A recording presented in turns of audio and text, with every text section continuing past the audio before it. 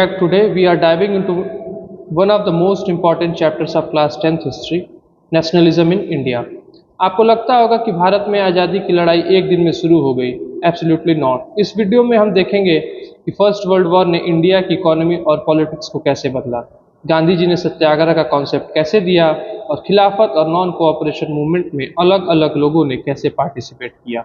तो चलिए एनसीईआरटी के इस चैप्टर को एकदम क्रिस्टल क्लियर तरीके से समझते हैं।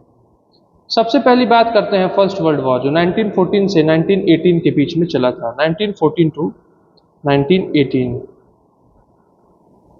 इंडिया डायरेक्ट पार्ट नहीं था, पर ब्रिटिशर्स के अंडर होने की वजह से यहाँ सिचुएशन बहुत खराब हो गई थी। Economic hardship, defence expenditure double हो गया था।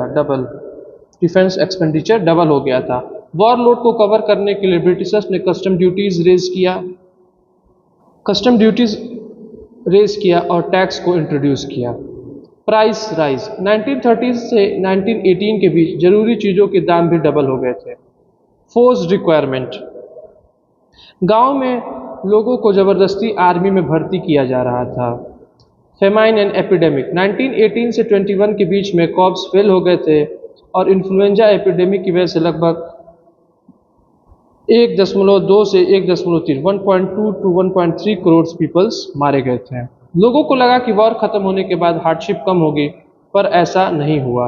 और तब एंट्री होती है एक नए लीडर की, महात्मा गांधी की, जो जनवरी 1915 में साउथ अफ्रीका से इंडिया आए थे। गांधी जी 1915 में साउथ अफ्रीका से इंडिया वापस आए। साउथ अफ्रीका में उन्होंने मास एगिटेशन का एक नया तरीका यूज़ किया था, जिसे सत्याग्रह कहते हैं। What is Satyagraha?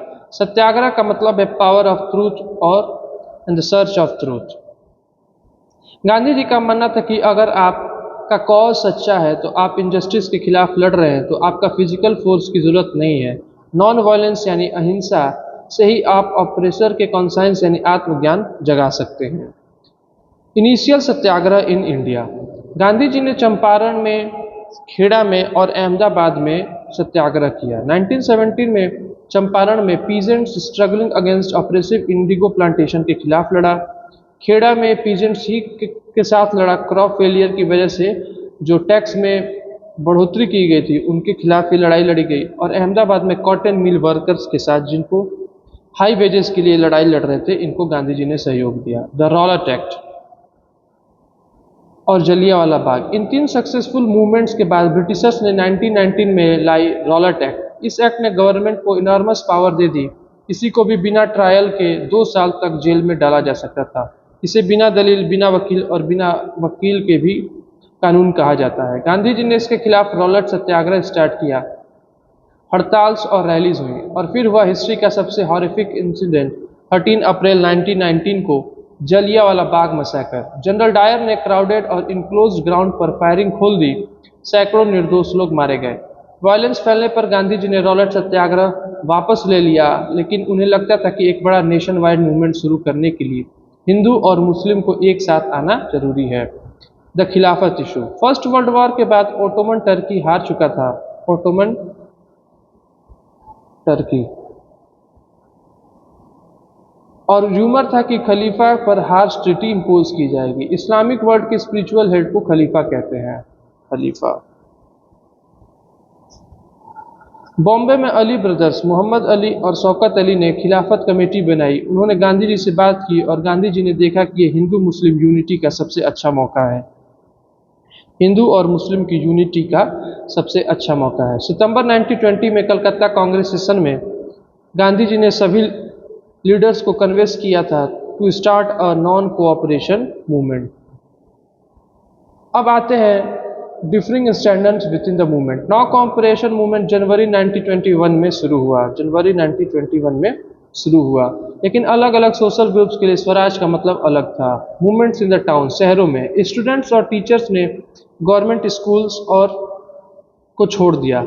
लॉयर्स ने लीगल प्रैक्टिस छोड़ दी। इसमें मोतीलाल नेहरू थे, जो फर्स्ट प्राइम मिनिस्टर के फादर थे, यानी जवाहरलाल नेहरू के फादर थे।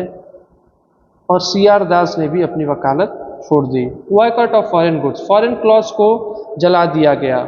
और लीकर शॉप्स यानी शराब की दुकानों पर भी बाहर लोगों ने धरना दिया। और फॉरेन क्लॉथ्स इंपोर्ट्स जो 1921 में लगभग 102 करोड़ का था, वो आगे आने वाले सालों में बस 57 करोड़ का ही रह गया।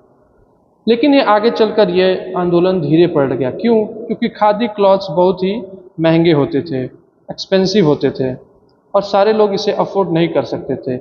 और अल्टरनेटिव इंस्टीट्यूशंस की भी कमी थी। इंडिया में अभी स्कूल्स और कॉलेजेस नहीं बने थे जिसमें जाकर लोग अपनी शिक्षा ले सकते थे। तो इस तरह से शहरों में यह नॉन कोऑपरेशन मूवमेंट धीरे पड़ गया। आगे आने वाली वीडियोस में हम कंट्री साइड यानी गाँव में किस तरह से आंदोलन फैला था और कैसे धीमा पड़ गया, इसके बारे में जानेंगे। तब तक के लिए thank you.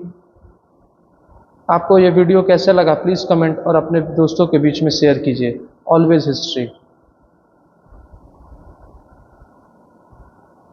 Thank you everyone.